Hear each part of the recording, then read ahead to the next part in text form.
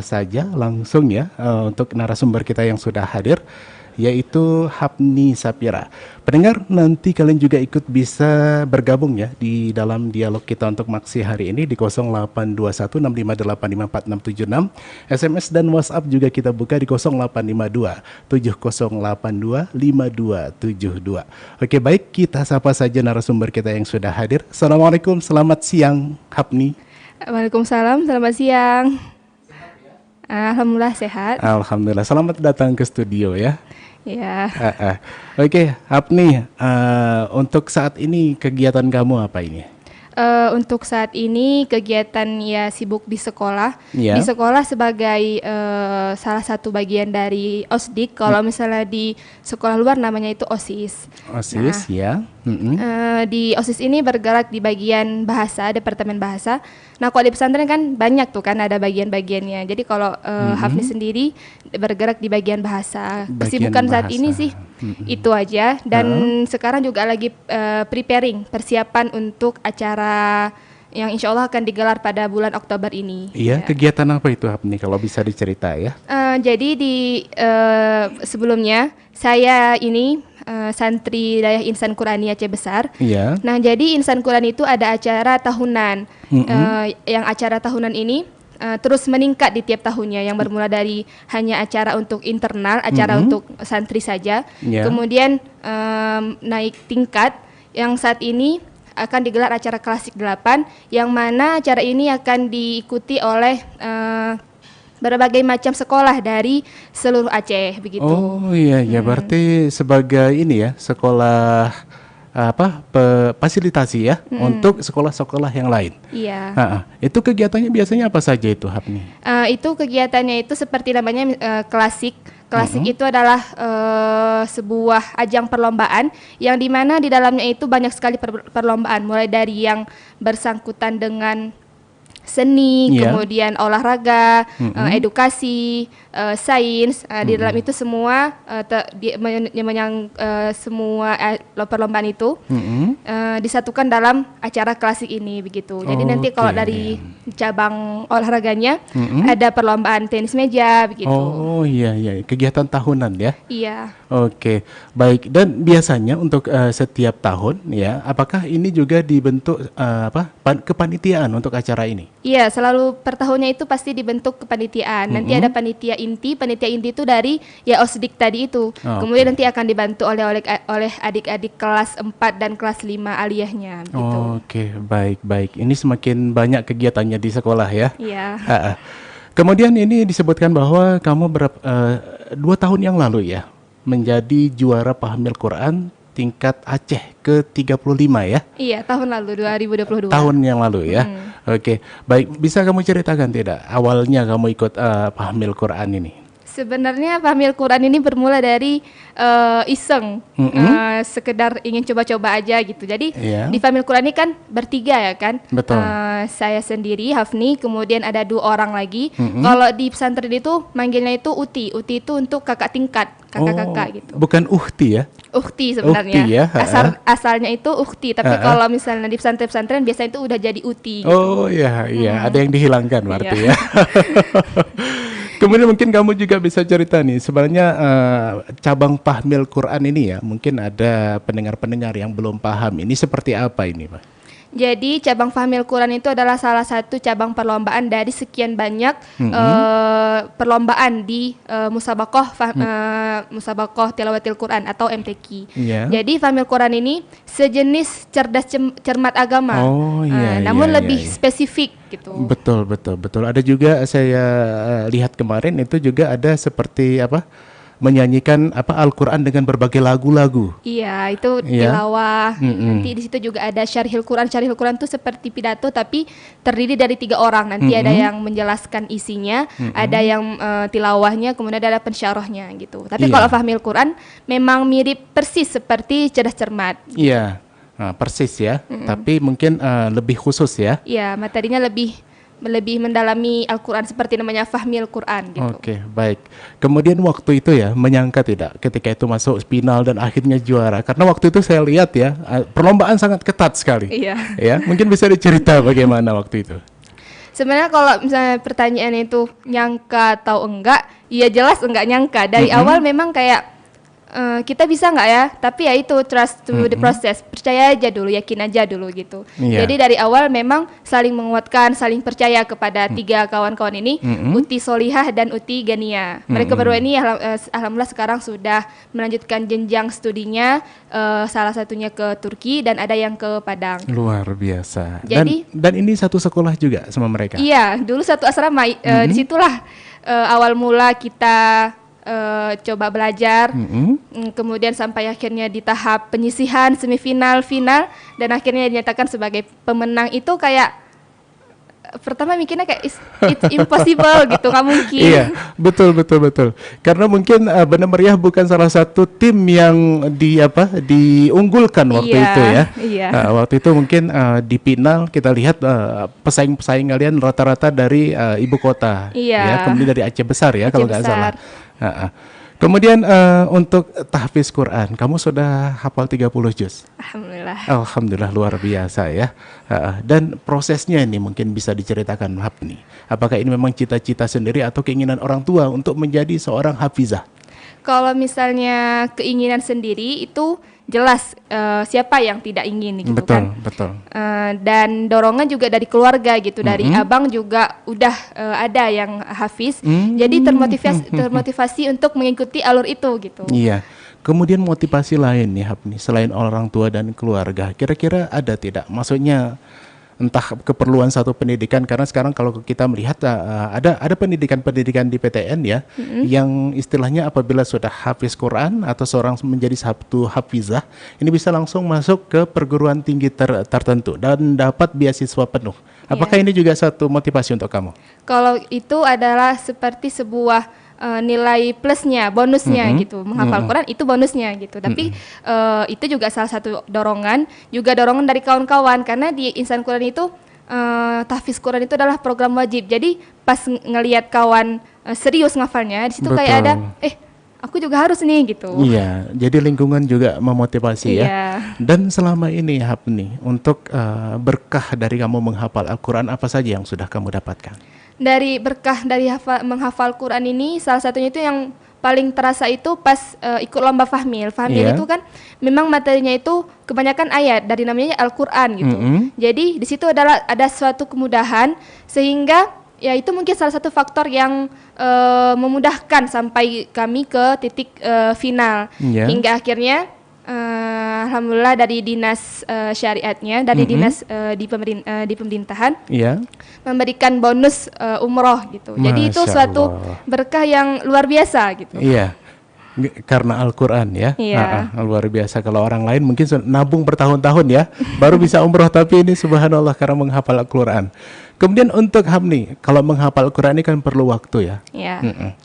Mungkin kamu bisa ceritakan tahap-tahapannya, karena mungkin ini perlu waktu yang lama ya untuk menghafal Al-Quran. Iya, kalau menghafal Quran itu, Hafni sendiri menghafal Quran selama kurang lebih 4 atau 5 tahunan. 4 sampai 5 tahun.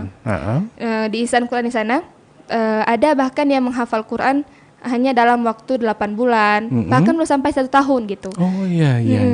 Jadi ya dengan melihat panasnya di sana menghafal Quran itu semangat. Luar biasa ya. Itu ikut terpacu juga ya. Iya, ikut terpacu ikut juga. Panas juga lah berarti ya. Oke, baik, untuk menghafal ini perlu waktu sampai 4-5 tahun ya. Dan mungkin untuk mempertahankannya kan lebih harus ekstra lagi. Ini biasanya apa yang kamu lakukan? Kalau untuk murojaahnya atau takrir, mengulang hafalan itu, itu tergantung bagaimana pribadinya, bagaimana nyamannya. Tapi kalau Hafni sendiri itu murojaahnya itu per hari gitu. Per hari ya. Per hari itu ditargetkan apakah hari ini habiskan juz 1 atau setengahnya, atau memang ya namanya iman ya yazid wa yangkus, nambah dan turun lagi gitu. Jadi nanti kalau memang lagi imannya lagi yangkus, lagi nurun, itu ya 1/4 gitu, atau 2 lembar setengah Al-Quran gitu. Iya, 1 hari untuk murojaahnya ya, pengulangannya ya. Dan apakah kalau diulang setengah juz itu nanti untuk juz ke-30 itu kan hampir sebulan ya? nantinya, atau lebih sebulan lagi baru di juz 30. Dan untuk mengulang lagi juz 1 ini seperti apa nanti? Oh, itu secara bertahap. Jadi enggak yang targetnya itu 1 bulan itu harus habis 30 juz, enggak. Tapi memang dilancarkan, betul-betul lancar per juznya gitu. Jadi dimulai dari juz 1, 2, 3, terus berlanjut sampai nanti insya Allah sampai juz 30 gitu. Oke, baik. Kemudian untuk murojaah ini ya, apakah juga diperlukan? Artinya lingkungan yang sesuai, misalnya kan kalau mungkin sekolah di sana mungkin lingkungannya sudah seperti di sana, itu mungkin bisa jadi lebih terpacu lagi ya. Kalaulah pulang ke dataran tinggi Gayo nih, ini bagaimana nih caranya Hafni? Kalau pulang ke dataran tinggi Gayo pastinya ada orang tua yang terus pantau, terus ingatin gitu. Jadi nanti tiap habis maghrib itu emang diingatkan gitu. Ngaji dulu, jangan dulu gitu. Kemudian kamu untuk perlombaan selain Fahmil Quran tadi, ya apa saja yang sudah kamu ikuti?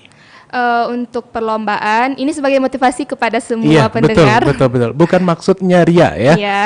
Oke, silahkan. Untuk perlombaan pernah ngikutin menulis cerpen se-ASEAN, tapi waktu itu memang belum rezeki, jadi cuma dapat sertifikatnya aja. Tapi itu aja udah alhamdulillah ya.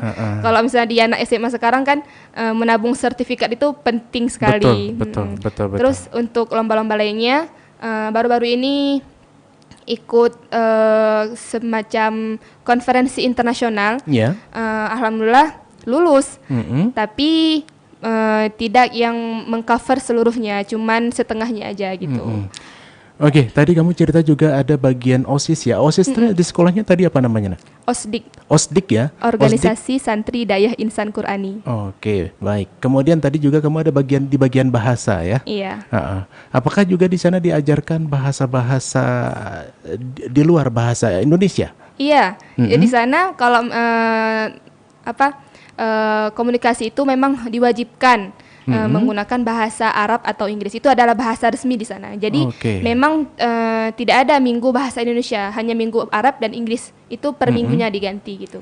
Oke, baik. Ini untuk pendengar ya, kita mau coba Hafni ya. Hafni, can you introduce yourself to our with English? Okay. Please. Let me introduce myself. My name is Hafni Syafira. I was born in Takengon, Aceh Tengah, and I'm now I'm studying Insan Qurani. I have been there for 5 years maybe. And this year is last to me. Okay, baik. Maybe you can try with Arabic language, please. Toyib. Ismi Hafni Syafira. Jitu min Takengon. Wa kuntu tilmidatan min fi ma'had Insan Qurani. Wa ana akunu hunaka min qismil lughah, yakni language department. Oke, baik, luar biasa pendengar ya. Terima kasih Hafni ya untuk menyampaikan hal-hal yang mungkin di luar dialog kita hari ini untuk permintaan bahasa Inggris dan bahasa Arabnya ya. Kemudian begini Hafni, untuk pengalaman kamu ya, menghafal 30 juz Al-Quran ini kan luar biasa ya. Bahkan mungkin kalau di dataran tinggi Gayo sendiri banyak sebenarnya orang tua yang berkeinginan seperti kamu. Kalau kita lihat 100% mungkin 2/3-nya itu mungkin seperti orang tua yang ingin anaknya menjadi hafiz dan hafizah. Tetapi kenyataannya ya, di perjalanannya itu banyak sekali hambatan-hambatan. Karena mungkin untuk menggapai ridha Allah ini mungkin Allah tunjuk orang-orang tertentu. Ya, dan termasuk saya sendiri begitu kan, untuk menjadikan anak ini hafiz, tapi kenyataannya di lapangan begitu banyak sekali hal-hal yang memang mengakibatkan cita-cita itu akhirnya luntur menjadi cita-cita yang lain. Ini untuk kamu sendiri nih, bagaimana istilahnya keinginan yang kuat untuk menjadi hafiz Quran, karena saya dengar bahwa seseorang yang diberikan kemampuan untuk menjadi hafizah ya, itu nanti untuk ilmu-ilmu yang lain itu Allah mudahkan. Iya. Gimana pengalamannya, Hafni? Untuk pengalaman ini sendiri, seperti yang tadi Bapak sampaikan, bahwa di tengah jalan itu pasti ada rasa seperti males, bosan, nggak sanggup lagi gitu. Betul. Tapi ya disitulah seorang penghafal Quran itu harus yakin gitu. Ada satu kata-kata, suatu quotes, yaitu tentang doa dan takdir. Takdir itu adalah kehendak Allah, sementara doa itu adalah bentuk ikhtiar kita. Iya. Jadi selain kita menghafal, memang doa itu harus jarur langit tembus, jarur bumi juga iya gitu. Jadi disitulah meminta kepada Yang Maha Kuasa untuk selalu memberikan kita rasa semangat, rasa untuk menjadikan kita seorang yang istiqomah dalam menghafal Quran gitu. Dan untukmu apakah doa itu bisa mengubah takdir? Tentu saja, Ya. doa itu bisa mengubah takdir. Makanya kenapa istikharah kita itu perlu, ikhtiar kita itu perlu gitu, Ya. bentuk usaha kita. Jadi ada dua takdir yang bisa diubah, takdir yang tidak bisa diubah. Iya. Sementara untuk menjadi seorang penghafal Quran itu adalah takdir yang bisa diubah. Iya. Maka dari itu diperlukan dua hal, doa dan usaha kita. Usaha yang maksimal tentunya. Iya, tentunya. Dan doanya doa orang tua yang luar biasa ya. Oke, sebenarnya kamu cita-citanya di apa nih, Hapni? Kalau untuk cita-cita, Hafni sendiri itu ingin bergerak nantinya di bidang public speaking gitu. Iya. Mungkin nanti suatu saat bisa mengabdi di sini. Amin, amin, amin. Dan kenapa?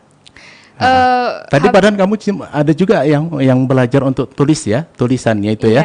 Kenapa tidak dikembangkan tulisannya? Kenapa harus di bidang yang lain? Kenapa harus di bidang public speaking ini sendiri? Karena memang Hafni itu memang sangat suka gitu di bidang public speaking. Dari kecilnya memang sudah seperti itu. Iya. Dan kenapa tidak di bidang tulisan, menulis cerpen, menulis buku, novel dan lain semacamnya, itu bisa menjadi sampingan gitu. Sebenarnya untuk Iya. public speaking ini sendiri juga yang adalah suatu pekerjaan yang kita bisa bergerak di situ nanti menjadi sampingan gitu. Oke, oke. Siapa yang cita-cita? Maksudnya siapa tokoh idola kamu nih di public speaking? Ayah. Ayah ya. Luar biasa. Dan mungkin ini adalah darah turunannya ya. Iya. Oke, darah itu kental ya. Oke, baik Hapni. Kalau kamu melihat ya, potensi untuk generasi di dataran tinggi Gayo ini ya, seperti apa Hapni saat ini? Untuk potensi dari pemuda-pemudi di dataran tinggi Gayo ini sebenarnya cukup tinggi ya, apalagi kalau misalnya di Aiki sana di bidang tahfiznya itu benar-benar luar biasa gitu. Oh iya iya, sebenarnya kita ini punya potensi yang luar biasa ya. Iya. Kalau apalagi kalau diberikan kesempatan, maka pemuda-pemuda kita pun ya hampir sama dengan pemuda-pemuda yang lain tentunya. Tentunya. Oke, baik. Kemudian untuk di Aiki sendiri ya, Insan Qurani ya, itu jurusannya apa saja itu Hapni? Di Insan Qurani ada 2 jurusan, IPA dan MAK. MAK itu kelasnya itu yang keagamaan gitu, ke Timur Tengah, lebih ke Arab-Arab gitu. Oke, dan mungkin ada nanti beasiswa ke luar negeri begitu? Ada, kalau di Aiki itu ke Mesir itu udah tiap Biasa. tahunnya ada. Yang seperti tadi ke Turki ya? Ke Turki itu dari Aiki-nya baru 2 orang. Dan nanti setelah menambatkan Aiki, kamu mau rencana kemana ini? Mau melanjutkan studinya? Dari dulu sih memang pinginnya itu ke luar negeri gitu, tapi mungkin belum di situ jalannya. Untuk tahun ini sepertinya kita coba dulu yang di dalam Indonesia dulu. Iya, sambil belajar kembali Iya. ya. Nanti jurusan apa yang kamu ambil, Hapni? Untuk jurusan ini sendiri masih linglung sebenarnya. Tapi sebenarnya kamu tadi cita-cita jadi public speaking ya? Iya. Kalau kira-kira PTN yang kira-kira bisa ya mengakomodasi hal tersebut kemana ini kira-kira? PTN mana ini? PTN mana? Sebenarnya Luar Sumatera mungkin? Jakarta? di dalam Aceh aja sih sebenarnya. Iya, di Unsiah berarti ya? Ya itulah paling kurang. Oke, baik, baik. Kemudian Hapni, ini kan kamu termasuk salah satu generasi-generasi berprestasi di dataran tinggi Gayo ya. Bisa nggak kira-kira mau memotivasi nih generasi-generasi lain yang mungkin masih melabil dalam menentukan pilihannya? Untuk semua pendengar di dataran tinggi Gayo dan di luar sana, usaha itu yang perlu kita lakukan adalah yakin dulu. Kemudian jangan berhenti gitu. Berhenti boleh, tapi istirahat, bukan berhenti stop gitu. Terus lanjutkan. yakin aja dulu kepada proses, yakin bahwa ada hasilnya. Karena setiap the more you give, the more you get. Makin banyak kamu memberi, makin banyak yang kamu korbankan, maka makin besar yang akan kamu dapatkan. Oke, baik. Kemudian apabila terjadi kegagalan, ini bagaimana sikapnya? Gagal itu hal yang biasa. Gagal itu adalah bagi kita adalah suatu lembaran baru untuk kita kembali mencoba, bukan berhenti gitu. Karena kesempatan itu ya, pasti akan datang lagi. Jadi kita hanya perlu yakin, jalani aja lagi, coba lagi. Insya Allah nanti di akhir ada hasilnya. Oke, baik. Oke, baik pendengar ya. Ini sangat menjadi inspirasi untuk kita semua ya. Mudah-mudahan untuk pendengar dimanapun yang berada ini ya. Bisa melihat perkara ini sebenarnya kalau kita mau ya, kuncinya mau yakin ya. Yakin, pasti ada jalannya. Pasti ada jalannya ya. Kecuali tidak mau ya, pasti ada 1000 alasan ya. Kalau kemauan itu ada 1000 jalan ada. Kalau tidak mau itu 1000 alasan ada. Oke, baik Hapni, yang terakhir nih ya. Harapan kamu untuk cita-cita kamu ke depan nih seperti apa nanti? Harapan ini kayak lebih ke harapan diri sendiri sih sebenarnya. Semoga kedepannya untuk yang pertama yang paling dekat adalah acara klasik tadi itu. Semoga saya sebagai pihak panitia bisa menyelenggarakan acara ini dengan sukses, lancar hingga akhir penutupan.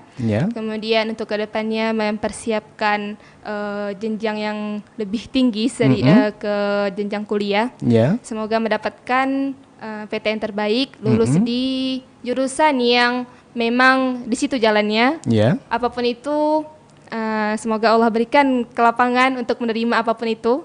Yakin bahwa itu adalah yang terbaik, versi diri sendiri, versi orang tua, versi takdirnya Allah. Ya, semoga menjadi lebih baik. Sukses untuk kedepannya. Amin ya Rabbal. Terakhir mungkin untuk cita-citamu tadi menjadi public speaking, apakah juga sudah didukung oleh orang tua ini? Untuk dari orang tua memang dukung apapun itu sebenarnya. Keputusan Hafni sendiri apapun itu orang tua selalu support gitu. There is my best partner. Supporter yang terbaik itu adalah memang orang tua gitu. Jadi memang dari dulu apapun itu yang kepingin pasti didukung selama itu bergerak di jalan kebaikan. Misalnya kayak ini nanti akhir tahun ini insya Allah ikut lagi MTQ, Fahmi lagi. Kepada pendengar mohon doanya untuk yang terbaik. Nah di sini juga orang tua selalu dukung. Gitu. Targetmu seperti apa nanti untuk MTQ ke-36 nanti ya? Untuk MTQ kali ini harapannya ini kan udah ganti partner ya. Semoga tim kali ini juga bisa membanggakan nama Dataran Tinggi Gayo khususnya Banda Meriah Aceh, sehingga nanti semoga bisa sampai ke tahap nasional. Kemarin tidak sampai ke tahap nasional. Kemarin alhamdulillah lulusnya sampai seleksi nasional, tapi untuk ke nasionalnya itu ada orang lain yang jauh lebih baik gitu. Oh ya, tapi kalian kan juara 1 waktu itu kan? Iya, memang juara 1, tapi gitulah sistematika MTQ itu begitu. Jadi nanti ada juara 1, 2, 3 sesuai pemerintahnya sebenarnya sih. Nanti kalau yang kemarin itu juara 1, 2, 3-nya itu diseleksi ulang karena menang itu misalnya gini, kalau misalnya kita dapat katakanlah si Regu A dapat juara harapan 3 misalnya. Padahal mereka mampu, tapi karena waktu itu mereka ada mungkin lagi kurang sehat atau apa segala macam, kan itu bisa menjadi suatu hal yang membendung kemenangan itu gitu. Jadi memang dilihat kemampuannya itu per pribadi lagi gitu. Jadi yang bukan yang juara 1 langsung pergi semua, enggak juga. Gitu. Dan kalau saya sendiri merasa agak sedikit kecewa ya, karena mungkin kalau kita lihat itu memang itu kan bukan yang bertiga, itu kan bukan dihitung per pribadi, dia kan per tim. Jadi artinya kalau lah nanti digabung satu pribadi dengan pribadi yang lain belum tentu kompak gitu kan, belum tentu sama persepsinya. Oke, baik, itu nanti masalah yang lain ya. Oke, Hapni, kamu punya tokoh idola tidak? Punya. Siapa? Kak Zafira Akila. Siapa itu? Beliau ini adalah seorang influencer, motivator juga. Sekarang beliau itu S1-nya itu di Jepang, S2-nya itu di Harvard dan baru lulus kemarin. Jadi beliau ini memang betul-betul sosok perempuan inspirasi lah untuk semua pemuda-pemudi Indonesia gitu. Oke. Mungkin nama baru ya. Yang lain nanti juga bisa di search ya, mungkin ya di YouTube mungkin ada ininya ya, ada channelnya nanti ya, dan kita bisa lihat apa-apa saja yang sudah dilakukannya. Oke, baik Hapni, terakhir ada yang mau disampaikan tidak? Yang disampaikan yang pertama adalah rasa syukur kepada Allah yang telah memberikan kesehatan sehingga kita dapat bertukar pikiran dari awal tadi sampai sekarang di tempat ini. Kemudian rasa terima kasih saya kepada orang tua yang masih yang terus mendukung saya, yang terus mendukung semua keputusan di dalam hidup, terus mendukung, menemani. Kemudian rasa terima kasih saya kepada semua guru-guru, apakah itu guru-guru yang di Insan Quran sendiri ataupun dinas-dinas kemarin di Bina Meriah yang terus mendidik, memberikan berbagai macam ilmu pengetahuan sehingga kemarin alhamdulillah menang yang di provinsi kemarin. Kemudian rasa terima kasih saya juga kepada teman-teman, teman-teman di Insan Qurani, semoga mereka dengar ini. Kepada teman-teman yang terus menemani saya di sana jika kita jatuh kita obati bersama, jika kita terluka kita obati juga, kita tertawa bersama. Terima kasih kepada semua teman-teman, kepada semua pihak terkait, sehingga saya dapat menjadi seorang Hafni Syafira yang saat ini duduk di sini sebagai narasumber. Oke, baik. Terakhir Hapni, saya masih sedikit ini ya. Apabila kamu punya masalah, ya ada hal-hal yang kamu pengen ada masalah begitu, siapa yang pertama kali kamu cerita, kamu cari untuk kamu ceritakan masalahmu? Kalau di Aiki sana, kalau misalnya nih ada capek karena kegiatan atau lagi ada masalah ini dan itu, yang pertama dicari adalah HP, kemudian telepon orang tua. Oke, baik, luar biasa. Oke, Hapni, terima kasih sudah hadir ke studio. Iya. Ya, mudah-mudahan ini dialog kita ini diskusi kita ini menjadi inspirasi dan informasi untuk kita semuanya tentunya dan tambahan ilmu untuk kita bersama, dan juga menjadi inspirasi bagi pendengar ya yang saat ini sedang mendengarkan program Aksi, yaitu Makin Asik Ngobrol dengan Sahabat Sejati. Oke, baik, demikian pendengar dialog kita di siang hari